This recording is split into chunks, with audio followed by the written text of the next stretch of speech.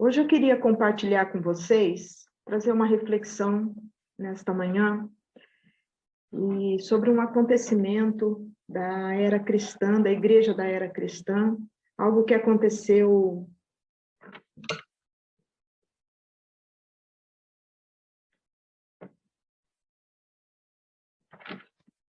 Eu queria compartilhar com vocês uma história de 2000 anos atrás, algo que aconteceu na era cristã, por volta dos primeiros passos da igreja aos discípulos, quando Cristo subiu para o céu.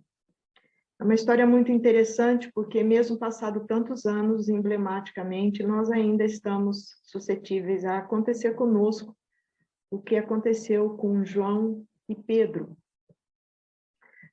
Eles saíram pregando ali, depois que receberam a comissão, né, de pregar o evangelho a toda criatura, batizando em nome de Jesus. Eles saíram na sua missão, e nessa missão ficaram ali em torno do templo, em torno ali da redondeza onde eles moravam, onde eles conviviam. E foram ali os primeiros milagres e acontecimentos que ocorreu na vida ministerial desses dois homens, né? Então tem uma história muito interessante relatada no livro de Atos, capítulo 4, que trata de um homem paralítico que ficava ali em volta nas escadarias do templo.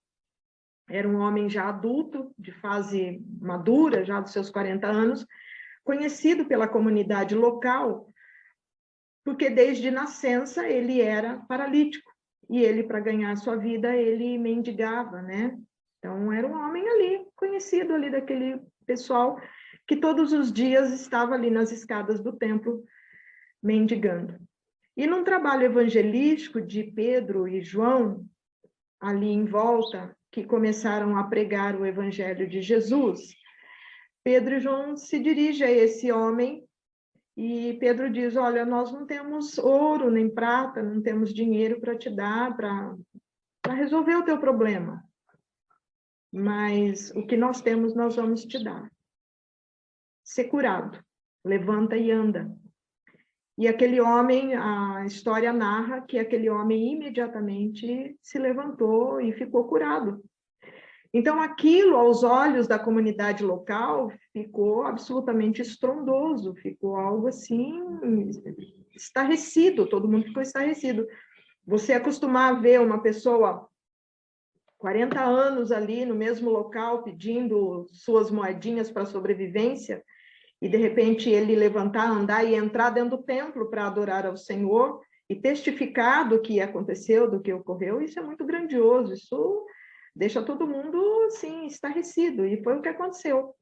E isso levantou, então, suscitou a ira dos sacerdotes, do sumo sacerdote e da liderança daquele local, né? Do conselho de liderança eclesiástica daquele local de Israel. E aí prenderam João e Pedro, encarceraram eles e deixaram eles lá marinando na cadeia, talvez uma noite ali, um dia. E a história nos conta que no dia seguinte foram, então, para a roda das interrogações. E nessa roda das interrogações, que eram ali feito pelo Caifás, a Bíblia relata, né, o sumo sacerdote da ocasião, o grupo de saduceus, e toda aquela cúpula de liderança e autoridade espiritual ali do momento começou a interpelar por João e Pedro e perguntar para eles. E a primeira coisa que eles perguntaram... Então, a primeira coisa que eles perguntaram: com que poder vocês fizeram tal feito, né? E em nome de quem vocês exerceram esse poder? Então, veja que aqui a interrogação era muito contundente, né? A interrogação era muito precisa. Eu quero saber com que poder você curou um paralítico de muitos anos, e em nome de quem você fez isso? E Pedro, ao ser interrogado, ele disse assim: nós fizemos isso em nome daquele que vocês crucificaram. Eu fiz isso em nome daqueles que vocês maltrataram e colocaram na cruz do Calvário, mas que pelo poder de Deus foi ressuscitado. Em nome desse eu fiz, Jesus Cristo de Nazaré. Então, ali já começou o primeiro embate da igreja até os dias de hoje, né? Então, Pedro foi ousado, não se intimidou, e Pedro ainda disse, né, para aquelas autoridades, ele passou por Pôncio Pilatos, ele passou por os meandros de vocês, ele também esteve aqui como eu estou hoje, ele esteve aqui também interrogado por vocês, e é em nome dele que eu estou aqui, ou seja, a continuidade dele continua em mim, está estendido em mim. Então, Pedro e faz acréscimos a respeito da pessoa de Cristo e da identidade de Cristo. Ele diz assim, ele é a pedra angular. O que quer dizer a pedra angular? Pedra perfeita, pedra de esquina, que dá prumo, que dá nível, né? Que dá sustentação. A pedra angular é a pedra perfeita, que liga uma parede à outra, que faz junção, ligação das coisas, né? E Pedro ainda acrescenta mais na sua defesa, fazendo menção ao seu mestre. Pedro ainda fala assim, e depois dele não há ninguém, não há outro além dele, ele é o único. Então é no nome dele e no poder dele que eu curei aquele homem, né? Então, contra fatos não há argumentos, e aqueles homens ficaram ali sem muita palavra, sem muito o que dizer, porque contra fatos não há argumento, ou seja, o homem paralítico de mais de 40 anos, aproximadamente, vamos dizer assim, estava curado, estava andando. Qual o delito há nisso? Qual o dolo há nisso? Nenhum. Então, aqueles homens foram expulsos da presença daqueles líderes religiosos sem acusação. Não houve acusação, não houve código penal da ocasião para poder continuar prendendo eles. Então, eles tiveram que ser libertos. Então, eles foram expulsos sem acusação, mas foram marcados, porque eles ficaram conhecidos e ficaram com notoriedade. Isso, os religiosos, ao invés de achar que prendendo eles, denunciando eles, depreciaria a vida daqueles homens, muito pelo contrário, deixou eles mais notórios ainda, porque foram presos por um ato de milagre, foram soltos por não haver neles nenhum delito, não ter como prova de delito nenhum.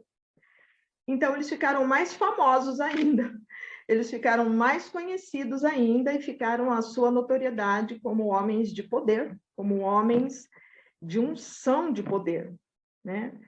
Mas Caifás, o sumo sacerdote, o proibiu, disse, olha, nós vamos libertar vocês, não podemos prender, porque não há constatação, não tem como contestar o que vocês fizeram, mas vocês estão proibidos de continuar pregando este Jesus de Nazaré, a qual vocês pregam.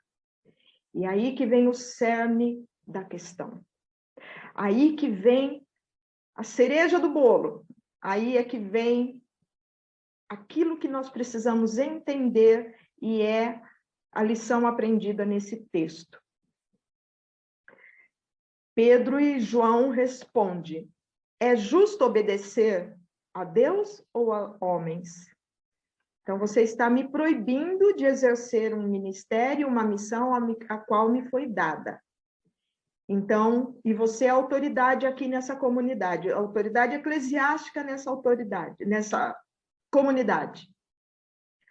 E eu pergunto, a quem eu devo... Então, Pedro está perguntando para aquele sumo sacerdote, a quem eu devo obedecer? A você ou a Deus? E é claro que a resposta intrínseca nessa pergunta irônica que Pedro fez, né? Se eu posso chamar de irônica, não sei, mas ousada, acho que no mínimo ousada. Ele quis dizer, não vou obedecer você, eu vou continuar seguindo a minha missão e eu vou obedecer a Deus. Né? Então, mesmo sob ameaça, eles foram embora e tiveram que deixá-lo ir, e ainda ficaram com essa interrogação atormentando a mente deles, que eles não iriam parar de pregar o evangelho. Né? Então, deram a Deus toda a honra e toda a glória, mesmo presos e mesmo encarcerados, mesmo interrogados por uma comissão de religiosos, de autoridade eclesiástica. Depois, eles certamente se reuniram, o texto diz que eles se reuniram depois entre eles, nas suas casas, porque naquela época não havia igreja, a igreja se reunia nas casas dos seus discípulos, e ali reunidos contaram, unânimes, contaram a eles o que ocorreu ali naquela situação emblemática, perigosa. Eu acho que naqueles momentos que tudo se aconteceu, entre o início e o fim, houve momentos de tensão no coração de Pedro e João. Eu acredito que sim, mesmo com toda a ousadia e mesmo com toda a intrepidez que havia naqueles homens, eles eram seres humanos. Eu acredito que houve muito temor também no coração deles. E eles disseram ali, relataram depois com os seus amigos, seus irmãos em Cristo, o ocorrido. Se reuniram e ali lembraram do que Davi disse no Salmo 2. E Davi também relatou a perseguição contra a nação de Israel, contra ele também. Então, ele falou, Senhor, assim como Davi relatou no Salmo 2, toda a perseguição que eles sofreram também, que a própria nação de Israel, aqueles que são seus, sofreram, nós também fazemos relatos a ti do que nós passamos de ontem para hoje, nesses últimos dias ou nessas últimas horas. E assim como Jesus também esteve diante de Pôncio Pilatos, diante dos gentios, foi crucificado pelos gentios, pelos judeus, por Pilatos, por Herodes, toda essa comissão de pessoas ali tiveram contra Jesus e colocaram ele na cruz do Calvário. A nação de Israel, todo o relato conta que toda aquela gente, não foi uma classe de pessoas, A, B ou C, foram todas as classes de pessoas que estavam ali naquele momento, naquela ocasião, naquela época, crucificaram Jesus. Então, Pedro está dizendo, Senhor, assim como foi com a nação de Israel, como o rei Davi, Senhor, assim como foi com Jesus, está sendo conosco. E aí, qual é o pedido de Pedro e de João diante de Deus a respeito de tudo isso? Senhor, nos guarda, Senhor, nos protege, Senhor, nos livra disso. Até quando? Vai ser assim? Não. João e Pedro disseram, Senhor, acrescenta-nos mais unção. Dá-nos mais ousadia e dá-nos mais poder. É como se Pedro dissesse assim, eu gostei, foi bom, foi emocionante, adrenalina. Eu curti tudo isso. Então, Senhor, dobra em nós a tua unção. E disse, né, dobra em nós a tua unção, para que nós continuemos fazendo essa obra, porque a gente nem sabe mais as coisas piores que virão sobre nós. Então, dobra a nossa unção, enche-nos do teu espírito e concede-nos ousadia no falar e nos dá poder para sinais e prodígios. Ou seja, acrescenta-nos mais, porque nós topamos a obra e a gente gostou dela, a gente achou ela emocionante, incrivelmente compensadora, e a gente quer continuar. Então, é isso que eu e você devemos refletir hoje. Qual é o nosso ministério? E se o nosso ministério tem sido de ousadia. Então, a Bíblia diz ali, relata nos últimos capítulos, a Bíblia relata que eles foram redobrados de unção, ficaram cheios do Espírito Santo ainda mais, e continuaram os seus ministérios até o seu final, né? E Deus deu a eles ainda mais habilidade, porque uma coisa que ficou ali no interrogatório, ficou muito conhecido ali, que os sacerdotes ali, aqueles religiosos, disseram assim, eles andaram com Jesus, porque eles falam igual a Jesus. Esse Pedro não era aquele pescador inculto, sem cultura nenhuma? E como ele fala com tanta eloquência como ele está falando? Então, eles perceberam que havia realmente algo mudado neles e que vinha da parte de Deus, da parte de Cristo, porque eles falavam igual a Jesus. Então, aqui, quando a unção depois foi redobrada na vida deles, eles passaram a ter ousadia redobrada, elocução sincera, com mais ênfase e assertividade, né? Com mais sabedoria, começaram a falar ainda com mais sabedoria, e força para enfrentar, aqui é o cerne que vai para os dias de hoje que nós estamos vivendo, força e ousadia para enfrentar a liberdade de expressão religiosa com franqueza daquele tempo. E nós hoje temos ainda que enfrentar essa liberdade de expressão religiosa ainda nos nossos dias. O Brasil não vive intolerância religiosa, o Brasil não vive perseguição religiosa, mas vive intolerância religiosa, sim. Mas isso não significa que no futuro nós não venhamos ser perseguidos com a nossa fé, com o nosso testemunho de vida e com a nossa palavra de salvação em Cristo Jesus, aquele que está perdido. Então, o texto também diz que eles tiveram candura na fala, ou seja, você tem força e ousadia, mas ao mesmo tempo equilíbrio, candura, doçura ao falar, força e docilidade ao mesmo tempo. E só pode ser obra do Espírito Santo, porque por obra humana nós não temos capacidade para isso, né? E coragem alegre. O que é uma coragem alegre?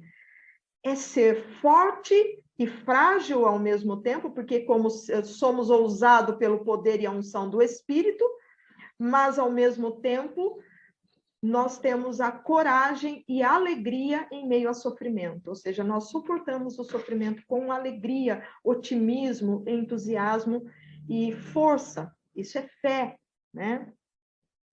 Então, nós não devemos nos preocupar com os dias de hoje? Devemos. Mas como nós vamos nos portar diante dos dias de hoje, das perseguições midiáticas, das perseguições de grupos contra os evangélicos, os cristãos? Como nós vamos enfrentar? A quem nós devemos obedecer quando a lei nos disser pare de pregar, pare de falar do seu Deus? A quem nós vamos obedecer? A Deus ou aos homens? Nós vamos interromper o nosso chamado ministerial? Nós vamos interromper a nossa missão ministerial?